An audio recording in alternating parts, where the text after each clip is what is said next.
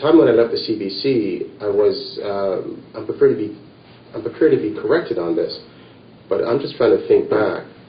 When I left the CBC, the number of black men on television in CBC was reduced by about 50%.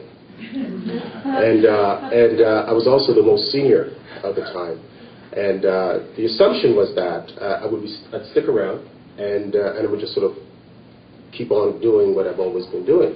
And in fact, one white journalist said to me, "Don't worry, man, all this cutbacks coming, you're safe." And I said, "What do you mean I'm safe?"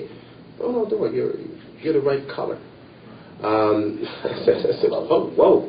If this is what people are thinking, that suddenly I am safe because I'm black, and that the CBC is not going to start chopping heads off regardless of color, something is out of whack here." And then there's also the question of value. You do this business, I think, of journalism for me, of providing value. And when I felt I no longer could do things of value, I felt it was time for me to leave.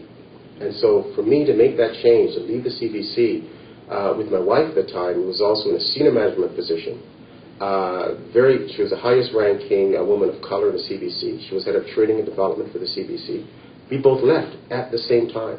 That sent a very powerful message to a whole bunch of people at the CBC. And we told them why we left. We felt that the CBC and the media in general was not being reflective of the changing demographics in this country, and certainly in this city. And so we decided we were going to start a company. At the time it was called Pro Media International, that we would actually create products and programs to sell to the broadcasters, and also hire people of color who were qualified and able to produce product to do our programs. Well, that lasted for about 2 years, and we realized, something ain't going to make any money off of this stuff, because they kept calling us for training. They wanted to know, how do we do it? Fast forward to 2005, we changed everything, and suddenly Diversipro was born. So we changed our approach and start looking not just at media, but in business in general. And so, the traditional motto or traditional role of media has been, and journalists, I think, has been, and people have said it, it's comfort the afflicted and afflict the comfortable. Well, suddenly now I've got to sort of switch my thinking. And so my motto, my role became as a consultant, as a trainer, as someone who, as a facilitator around diversity and inclusion, it became helping organizations succeed in being more reflective, responsive, and relevant to the changing marketplace and communities they serve. The two mottos, the two traditional roles are not mutually exclusive. And so that is now where I'm at today. And I've been very successful in helping organizations do that. And yeah, there are days I wake up. I call it the EMAs, the early morning anxieties. You get up at for me, it's 2:53 in the morning. My eyes just pop open, and I go, I'm fully awake. I am fully awake. I'm fully engaged in all the crap I got to deal with for today. In terms of, okay, what I'm going to do today, what I got to do, okay, how am I going to get through today, all right? And ideas are just popping off in my head, okay? So you're going to get those, but at the same time, I worry about invoices, end of month statements, the next contract. You know what? I've never been happier. It's nuts, isn't it? When I go out and I'm just having fun with my friends, I'll oftentimes have my camera with me. And from that, I'm just taking pictures, and they'll tell me how great they like when I'm kind of looking at them like, yeah, okay. And so it's like, well, you need to start making money off of this. And I'm thinking, no, these are just scrapbook images for myself. Well, over the years, I have just a nice little archive of images.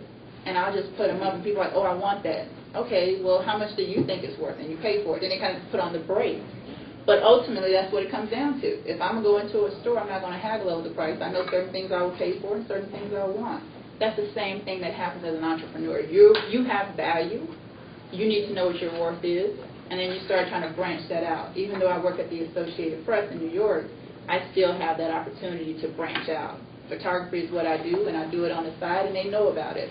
And I'll show some images later, but ultimately, the job that they hired you to do, whether you're doing this for yourself or under someone else's umbrella, it's still your value because you're bringing it to whatever organization or company or individual you're working for. So you need to always be thinking, how do you monetize it?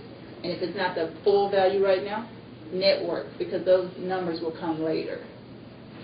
I think it is so important that we think about the business that we're in. And instead of waiting until we're fired to decide what are we going to do. No. Years ago when I left Share newspaper after 19 years, I made a promise to myself that I'll never ever work for one employee. Never. And it's been more than 10 years now, and I haven't worked for one employer. Always worked for more than one. Right now I teach at Centennial College. At the station, in addition to my regular jobs, I freelance within the station doing commentaries and producing whatever special programs that they may need. So I think it's very, very important that we think seriously about freelancing. I mean, it's a hustle. Yeah. You have to be able to know, okay, for the next 3 months, I need my mortgage paid. That means I need to have assignments coming in that's going to bring in X amount of dollars and give me some cushion. How am I going to get that? Okay, well then that's not for you. Yeah. If you are not able to answer that question to start, it's not. I mean, it is a grind. I'm living in New York, and I'm fortunate to be in a city that has such a fast-paced energy. I mean, there is no way you can come to New York and not be able to get your business done. I see people on the street saying, I'm selling shades for $5. That's a business. That is cash money. That person can go home and do whatever, or if they live on the street or what have you. That is a business. They have a product, they have a service, and they're making their money. There is no reason none of us in this room aren't able to do the same thing. But the thing is, how much do you want it, and are you going to be able to take care of those numbers? Because it comes back to that first and foremost. How much money are you going to need? How many clients will you need? Where are you going to get that resource? You can't come up with those 3 questions and get answers that are solid. It's not for you. And I just go ahead and put it under the basic level, hustle. That's what it is. It is a hustle. You have to hit the grind. Many companies would pay, if not all, part of the fee for us to take a course in whatever. It doesn't matter what. And so many of us allow that to go by. Keep in mind that when you get fined, they'll take back the laptop and the BlackBerry and whatever. Yeah. But the course that they have paid for your education, that stays with you. Yep.